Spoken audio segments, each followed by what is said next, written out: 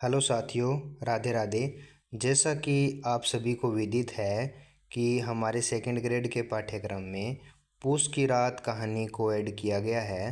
तो आज हम प्रेमचंद जी के द्वारा लिखित कहानी पूस की रात पढ़ेंगे, जो हमारे सिलेबस में है।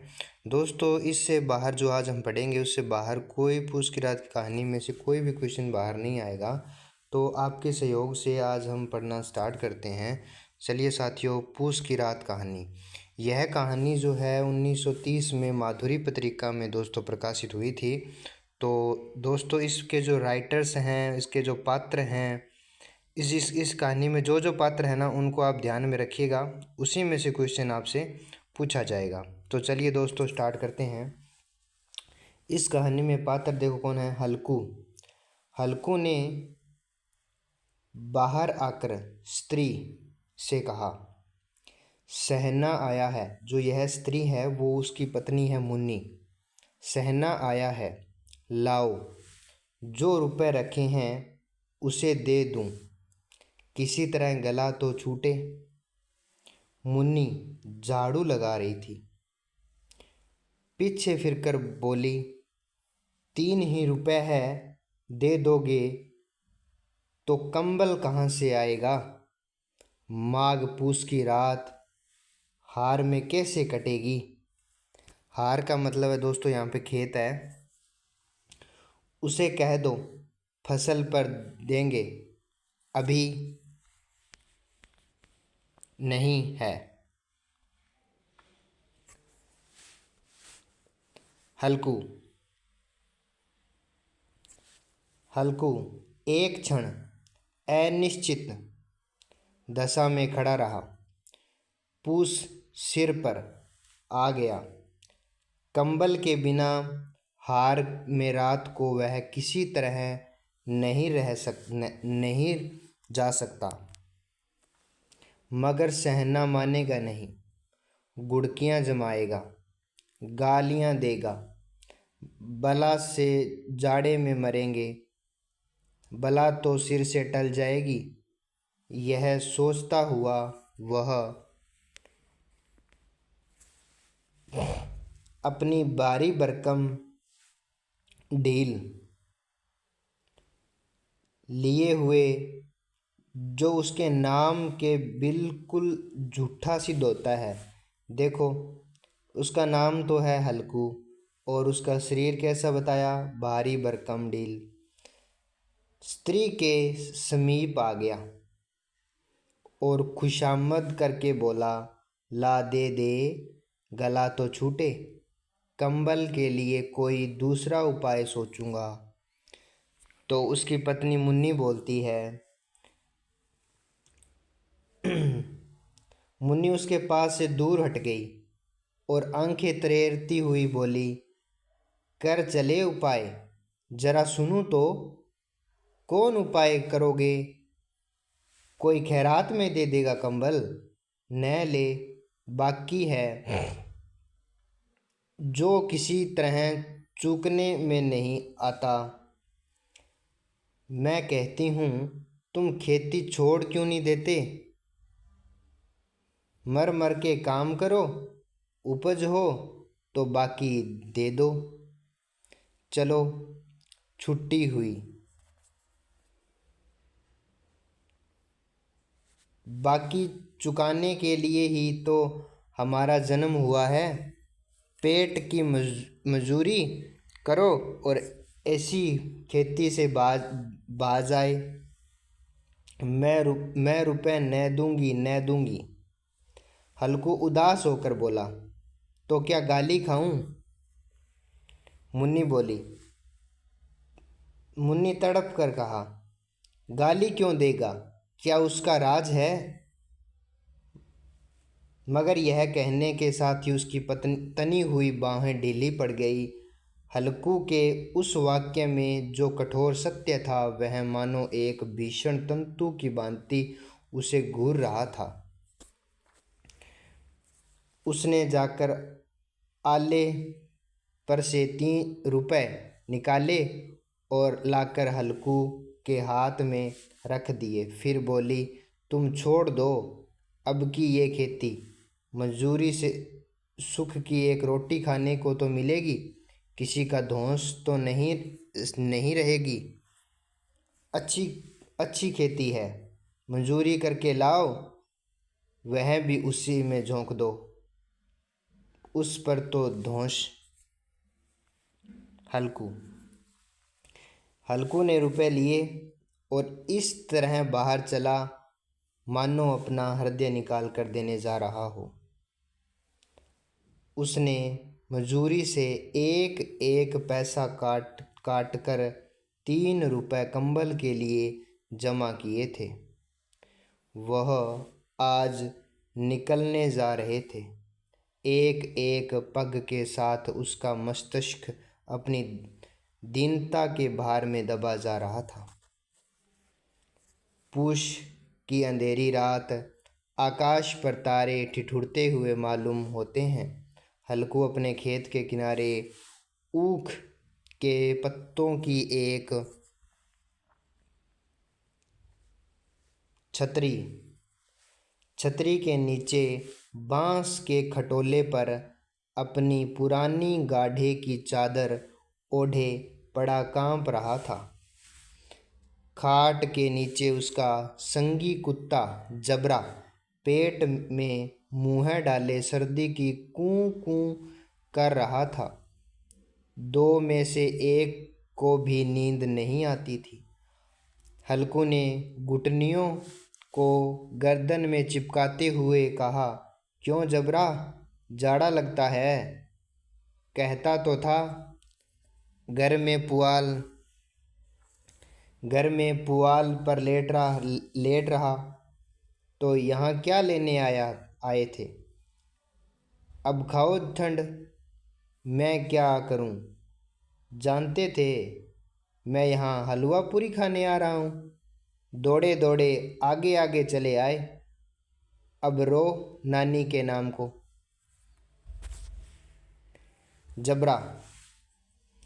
जबरा ने पड़े पड़े दुम हिलाई और अपनी कूं कूं की दीर्घ बनाता हुआ एक बार जुहाई लेकर चुप हो गया।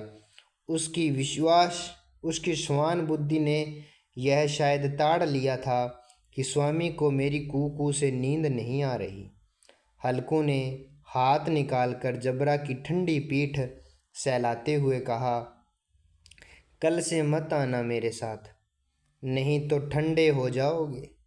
यह राठ पछुआ न जाने कहाँ से बर्फ लिए आ रही है। उठ, फिर वह चिलम भरूं, किसी तरह रात तो कटे। 8 चिलम तो पिस चुका। यह खेती का मज़ा है। और एक एक बागवान ऐसे पड़े हैं जिनके पास जाड़ा जाए तो गर्मी से घबराकर भागे। मोटे मोटे गद्दे और लिहाफ कंबल, मजाल है जाड़े की गुजर हो जाए। तकदीर की खूबी है, मजूरी हम करें मज़ा दूसरे लूटें। हल्कू उठा, गड्ढे में से जरा सी आग निकालकर चिलम भरी। जबरा भी उठ बैठा। हल्कू ने चिलम पीते हुए कहा, पिएगा चिलम, जाड़ा तो क्या जाता है। हाँ, जरा मन बदल जाता है। जबरे ने उसके मुँह की ओर प्रेम से छलकती हुई आंखों से देखा। हल्कू, आज और जाड़ा खा ले, कल से मैं यहाँ पुआल बिछा दूंगा, उसी में घुसकर बैठना, तब जाड़ा न लगेगा। जबरे ने अपने पंजे उसकी घुटनों पर रख दिए और उसकी मुँह के पास अपना मुँह ले गया। हल्कू को उसकी गर्मी का सांस लगी। चिलम पीकर हल्कू फिर लेटा और निश्चय करके लेटा कि चाहे कुछ भी हो जाए अब की सो जाएगा। पर एक क्षण में उसके हृदय की कंपन होने लगा। फिर वह करवट लेता, कभी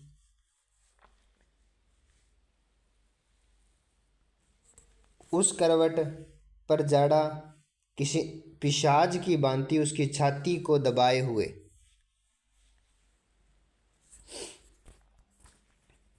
हुए था।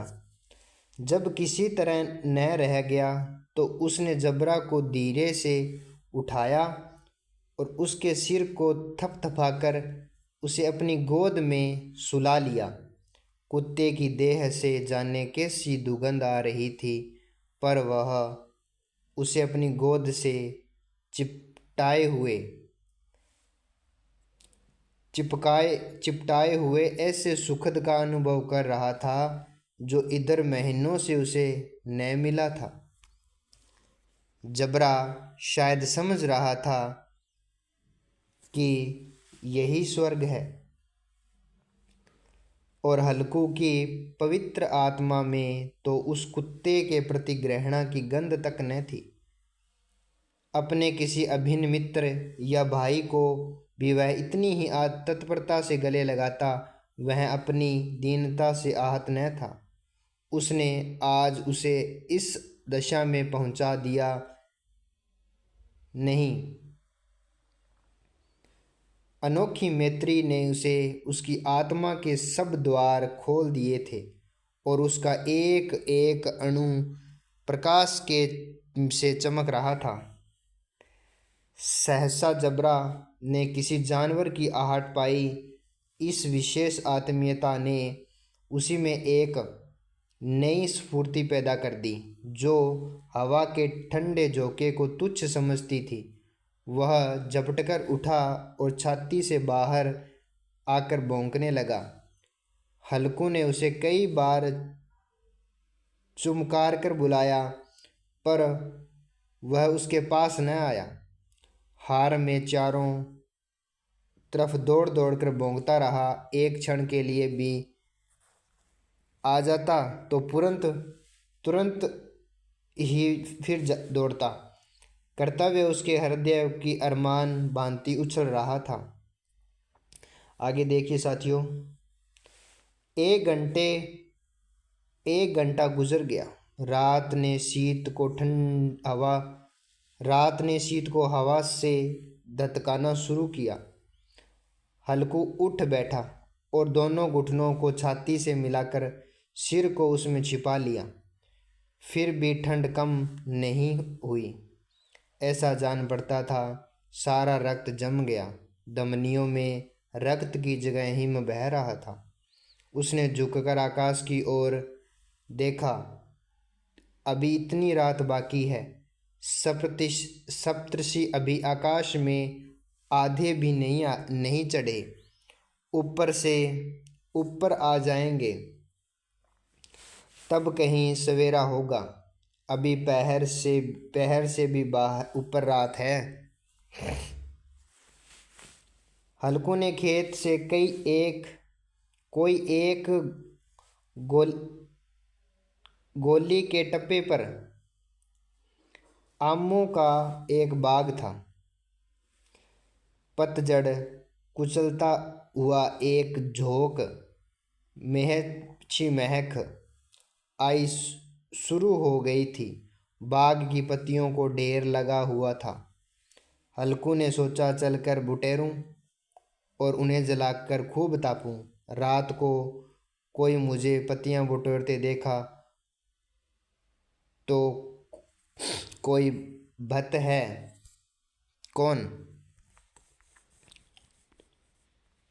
कौन जाने, कोई जानवर ही छिपा बैठा हो।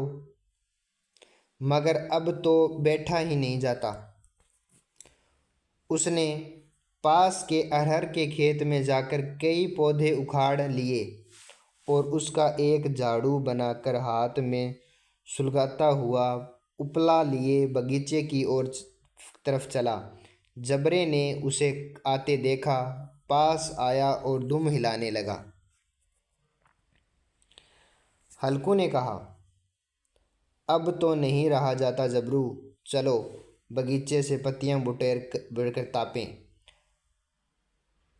ठाडे हो जाओगे तो फिर आकर सोएंगे, अभी तो बहुत रात है। जबरे ने कूं कूं करके सहमति प्रकट की और आगे बगीचे की ओर चला। आगे देखिए साथियों, बगीचे में खूब अंधेरा छाया हुआ था और अंधेरे में निर्दय पवन पत्तियों को कुचलता हुआ चला जाता है। वृक्षों की ओस की बूंद टप टप नीचे टपक रही थी। एकाएक एक झोंका मेहंदी की फूलों की खुशबू लिए हुए आया। हल्कू ने कहा, कैसी अच्छी महक आई। जबरू, तुम्हारी नाक से कुछ सुगंध आ रही है। जबरा को कहीं जमीन पर एक हड्डी पड़ी मिल गई थी, उसने चिचोड़ रहा था।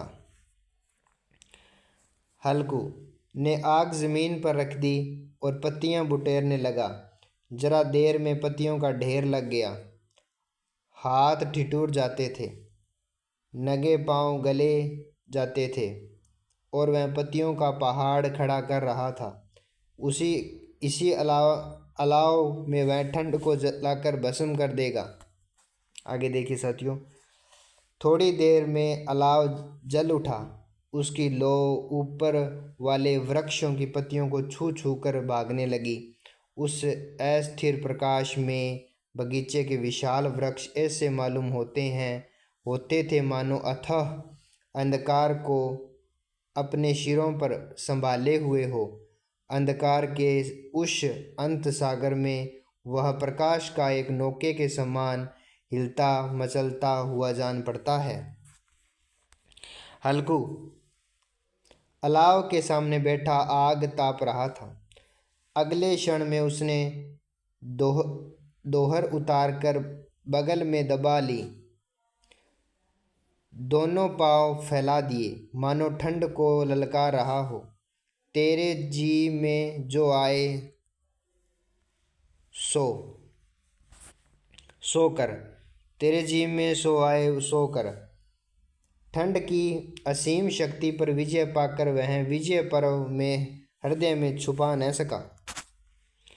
उसने जबरा से कहा, क्यों जबरा, अब ठंड नहीं लग रही। जबरा ने कूं कूं करके मानो कहा, अब क्या ठंड लगती ही रहेगी। पहले से यह उपाय न सूझा, नहीं तो इतनी ठंड क्यों खाते। जबरा ने पूंछ हिलाई। अच्छा जाओ इस अलाव को कूद कर पार करें, देखें कौन निकल जाता है। अगर जल गए तो बच्चा, मैं तो दवा न करूँगा। जबरा उस अग्नि राशि की ओर तारकर नेत्रों से देखा और मुन्नी से कल न कह देना, नहीं तो लड़ाई करेगी। आगे देखिए साथियों, यह कहता हुआ वह उछलता और उस अलाव के ऊपर से साफ निकल गया। पैरों में जरा लिपट गई, वह कोई बात न थी। जबरा आग के इर्द गिर्द घूम के उसके पास खड़ा हुआ। हल्कू ने कहा, चलो चलो, यह सही नहीं, ऊपर से कूद कर आओ।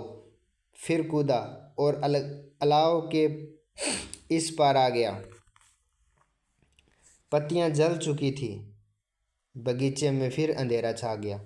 राख के नीचे कुछ कुछ आग बाकी थी, जो हवा का झोंका आया जाने पर जरा जाग उठती थी, पर एक क्षण में फिर आंखें बंद कर लेती थी। हल्कू ने फिर चादर ओढ़ ली और गर्म राख के पास बैठा हुआ एक गीत गुनगुनाने लगा। उसने बदन में गर्मी आ गई थी। ज्यों ज्यों शीत बढ़ती जाती उसे आलस्य दबाए लेता। जबरा जोर से भौंक कर खेत की ओर भागा।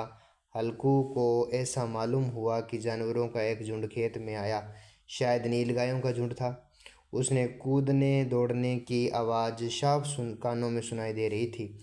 फिर ऐसा मालूम हुआ कि खेत में चर रही है। उसने चबाने की आवाज़ भी चरचर सुनाई देने लगी। उसने दिल में कहा कि जबरे के होते हुए कोई जानवर खेत में नहीं आ सकता, नोच ही डाले। मुझे भ्रम हो रहा है। कहाँ? अब तो कुछ नहीं सुनाई देता, मुझे तो ऐसे ही धोखा हुआ। उसने जोर से आवाज लगाई, जबरा जबरा जबरा भौंकता रहा, उसके पास न आया। आगे देखते हैं साथियों। फिर खेत के चरे जाने की आहट मिली। अब वह अपने को धोखा न दे सका। उसे अपनी जगह से हिलना जहर लग रहा था।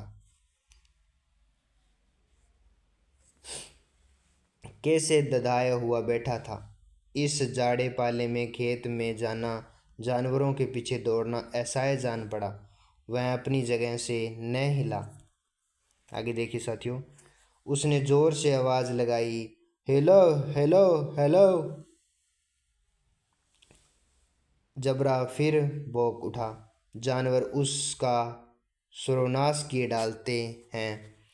हल्कू पक्का इरादा करके बैठा और 2-3 कदम चला, पर एकाएक हवा के ऐसे ठंडी चुभने वाली बिच्छू की डंक सा झोंका लगा कि वह फिर बुझते हुए अलगाव के पास आके बैठा और राख को कुरेद कर अपनी ठंडी देह को गरमाने लगा। जबरा अपना गला फाड़े डालता था। नील गाय खेत का सफाया किए डालती थी और हल्कू गर्म राख के पास शांत बैठा हुआ था। अकर्मण्यता ने रस्सियों की भांति उसे चारों तरफ से जकड़ रखा था। आगे देखिए साथियों। उसी राख की गर्म जमीन पर वह चादर ओढ़कर सो गया। सवेरे जब उसकी नींद खुली तब चारों तरफ धूप खिल गई थी। मुन्नी कह रही थी, क्या आज सोते ही रहोगे? तुम यहाँ आकर रम गए और उधर सारा खेत चौपट हो गया। हल्कू ने उठकर कहा, क्या तू खेत से होकर आ रही है? आगे देखिए साथियों। मुन्नी बोली, हाँ, सारा खेत सत्यानाश हो गया। भला ऐसी भी कोई सोता है? तुम्हारा यह मंडेया डालने से क्या हुआ?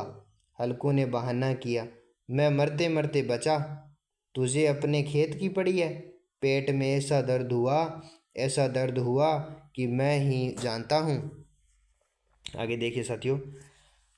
दोनों फिर खेत की ढाड पर आ गए। देखा, सारा खेत रौंदा पड़ा हुआ और जबरा मंडैया के नीचे चित लेटा है, मानो प्राण ही नहीं हो। आगे देखिए साथियों।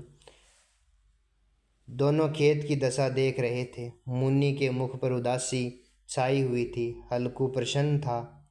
मुन्नी ने चिंतित होकर कहा, अब मजदूरी करके मालगुजारी भरनी पड़ेगी। हल्कू ने प्रसन्न मुख से कहा, रात को ठंड में तो नहीं सोना पड़ेगा। आज के लिए इतना ही दोस्तों। आज हमारी ये पूस की रात कहानी प्रेमचंद जी के द्वारा लिखी हुई कहानी पूरी हो चुकी है और इसके जो पात्र हैं उनको हम अच्छे से ध्यान रखेंगे, इनको नोट करेंगे ताकि हमारे आने वाली भर्ती परीक्षा में हमारा कोई भी प्रश्न गलत ना हो। और आगे की जो हमारी क्लास है उसमें हम एक नई कहानी लेके आएंगे, तो हमारे वीडियो को आप लाइक कीजिए और सब्सक्राइब भी कीजिए और आगे भी शेयर कीजिए। थैंक यू वेरी मच दोस्तों। राधे राधे।